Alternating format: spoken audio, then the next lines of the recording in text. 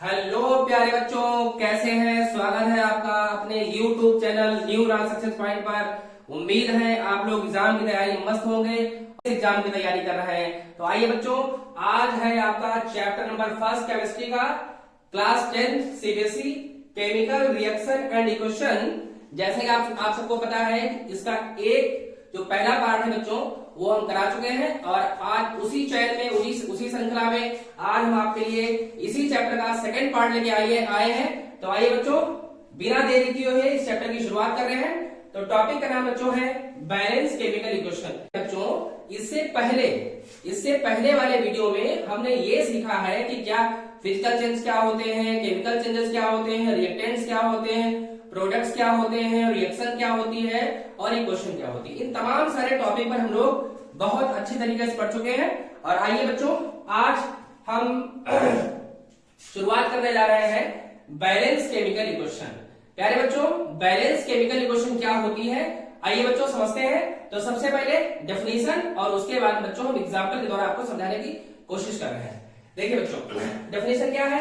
A balance chemical equation occurs when the number of the atom involved in the reactant side is equal to the number of atom in the product side। मतलब क्या बच्चों हुआ कि आपको पता है किसी भी केमिकल रिएक्शन बराबर होते हैं, इक्वल होते हैं नंबर ऑफ प्रोडक्ट के। देखिए बच्चों, इसका मतलब जितने रिएक्टेंट होंगे उतने ही प्रोडक्ट होंगे।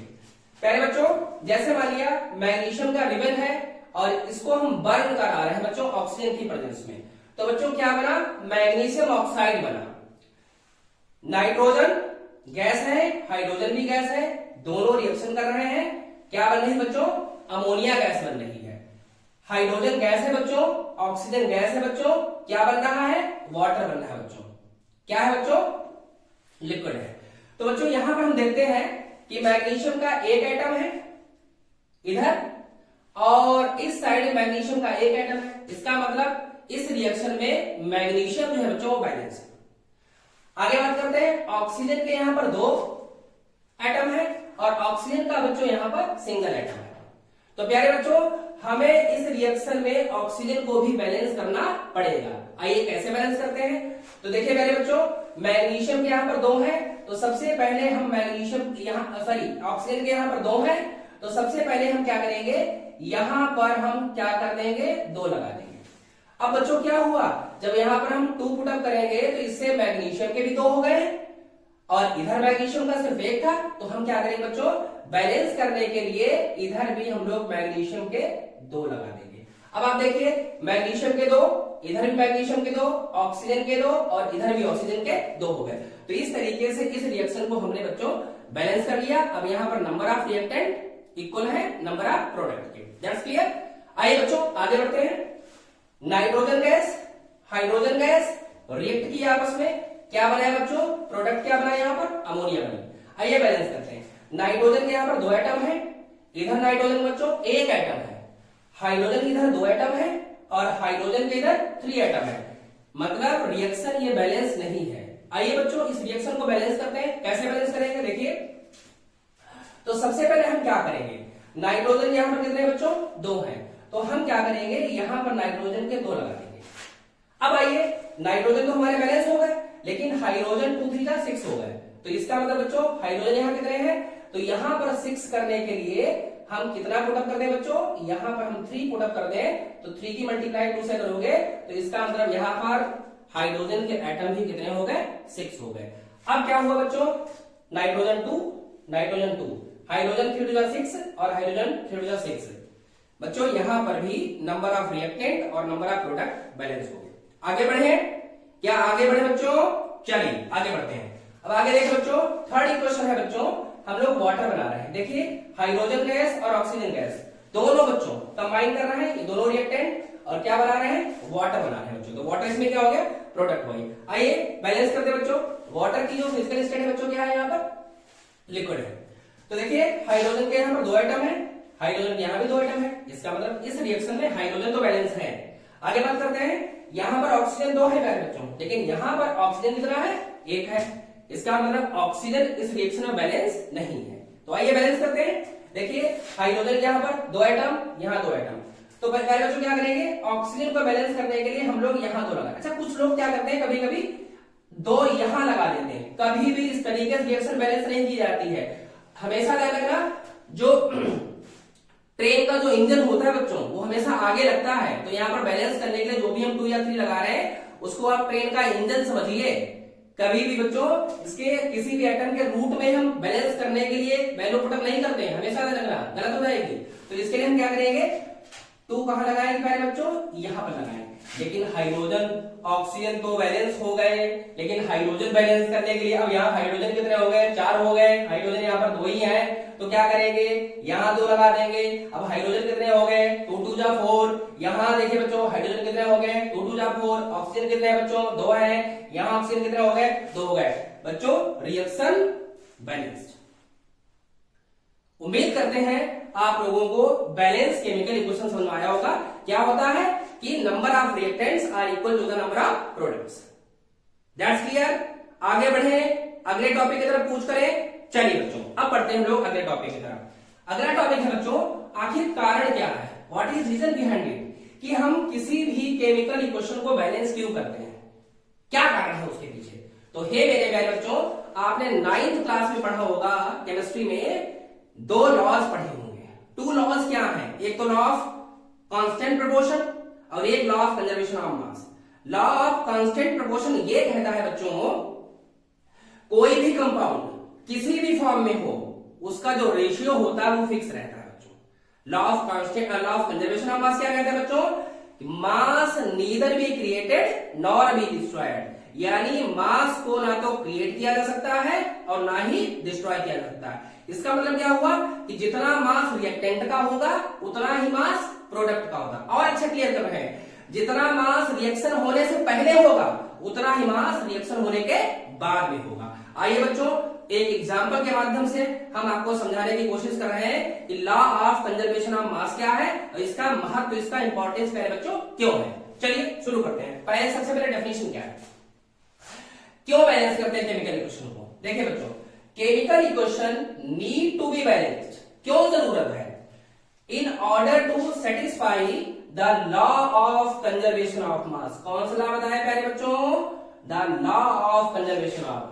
क्या ये लॉ कहता है मेरे प्यारे बच्चों, ये लॉ क्या कहता है, which state that in a chemical reaction mass can neither be created nor be destroyed. किसी भी केमिकल रिएक्शन में मास को ना तो क्रिएट किया जा सकता है और ना बच्चों डिस्ट्रॉय किया जा सकता है। चलिए बच्चों एक एग्जाम्पल के द्वारा आपको समझाने की कोशिश कर रहे हैं। बच्चों कैल्शियम कार्बोनेट है, कैल्शियम कार्बोनेट किसका फार्मूला होता है, इसको लाइम स्टोन बोलते हैं, इसको मार्बल बोलते हैं, इसको चॉक बोलते हैं, इसको खड़िया बोलते हैं।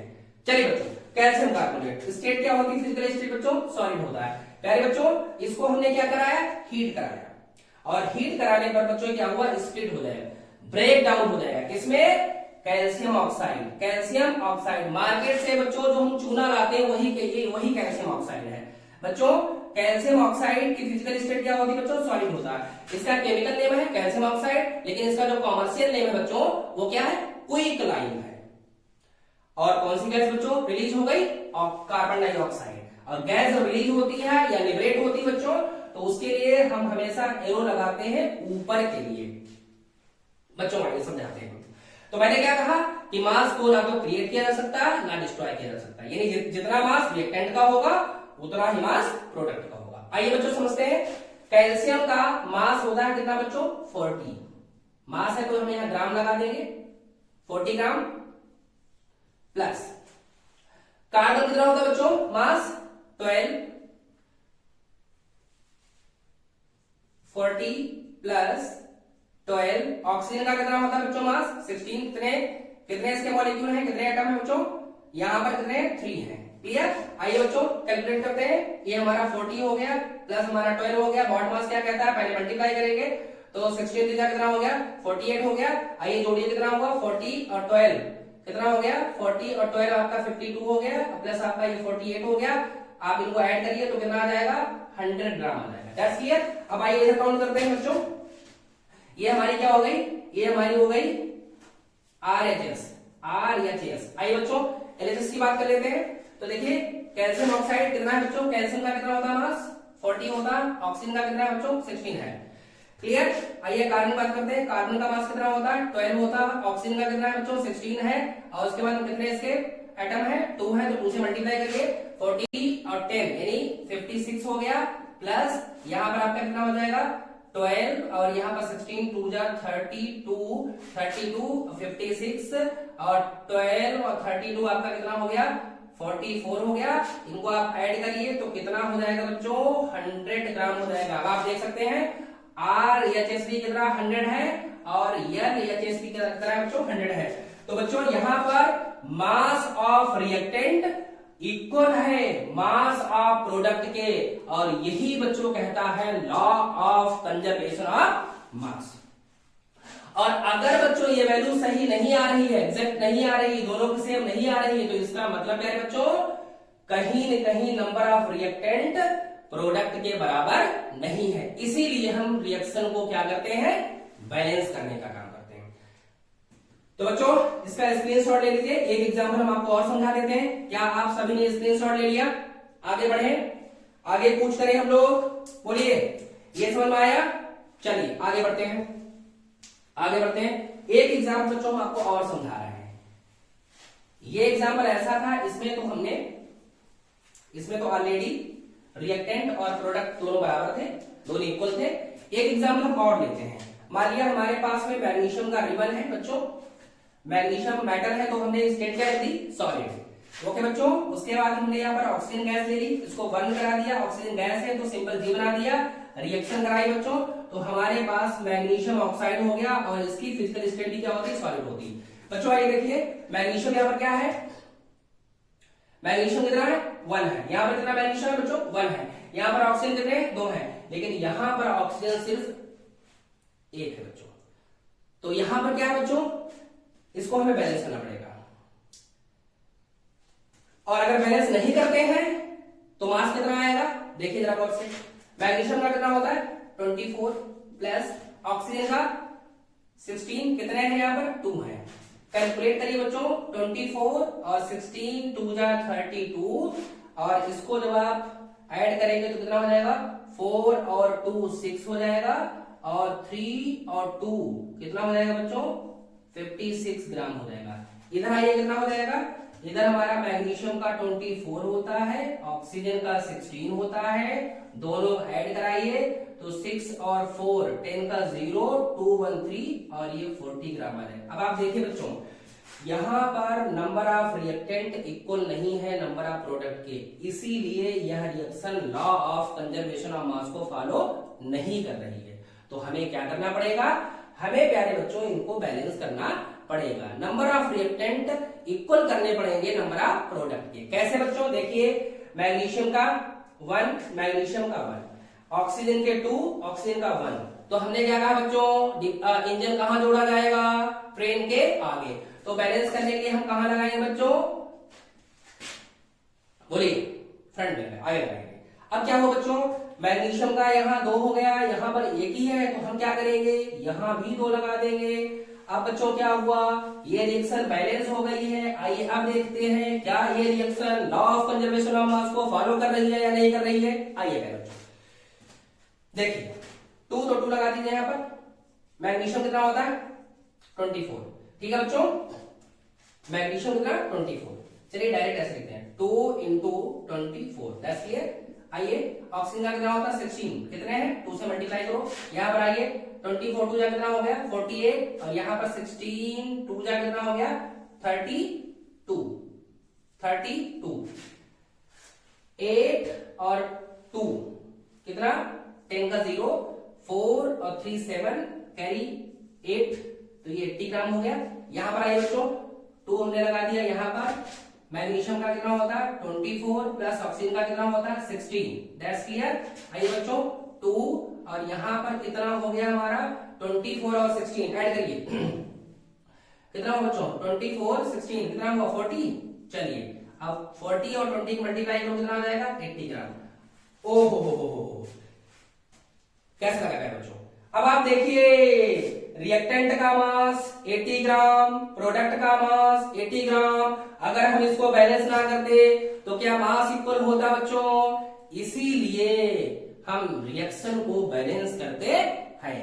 उम्मीद है बच्चों ये टॉपिक पूरी तरीके से आपका क्रिस्टल क्लियर हो गया होगा। आगे बढ़े, आगे बढ़े बच्चों, बोलिए आगे बढ़े। ये टॉपिक मैंने बड़ी ईमानदारी के साथ में आपको समझाया है। अब बच्चों हम लोग एक अगले टॉपिक की तरफ कूच कर रहे हैं। टॉपिक है बच्चों टाइप्स ऑफ केमिकल रिएक्शन। बहुत ही इंपॉर्टेंट टॉपिक, एग्जाम के नजरिए से बहुत ही इंपॉर्टेंट बच्चों, और ये हर साल यहां से कुछ न कुछ क्वेश्चन यहां से बच्चों एग्जाम में पूछे जरूर जाते हैं। चलिए बच्चों शुरू करते हैं। Types of chemical reaction. Chemical reactions कितने प्रकार की होती हैं? तो बच्चों combination reaction, decomposition reaction, displacement reaction, double displacement, oxidation, reduction और ये रिडॉक्स रिएक्शन। बारी बारी से एक एक करके हर एक रिएक्शन को बहुत ही अच्छी तरीके से इजी वे में हम आपको समझाते हुए आगे बढ़ेंगे। तो बच्चों टाइप्स ऑफ केमिकल रिएक्शन में जो पहला टाइप है बच्चों, इजी वे में हम आपको समझाते हुए आगे बढ़ेंगे। तो बच्चों टाइप्स ऑफ केमिकल रिएक्शन में जो पहला टाइप है बच्चों वो है कॉम्बिनेशन रिएक्शन। बच्चों जैसे कि आपको बताया कि साइंस की टर्मिनोलॉजी से ही उसका मीनिंग निकल आता है। कॉम्बिनेशन, कॉम्बिनेशन का मतलब बच्चों क्या होता है? किससे बना है? कंबाइन से बना है। जैसे बच्चों क्या है, ये हमारे पास मार्कर है और इसका कैप है। अभी ये दोनों अलग अलग है और हमने इनको कंबाइन कर दिया बच्चों, तो ये क्या बन गया? एक बन गया।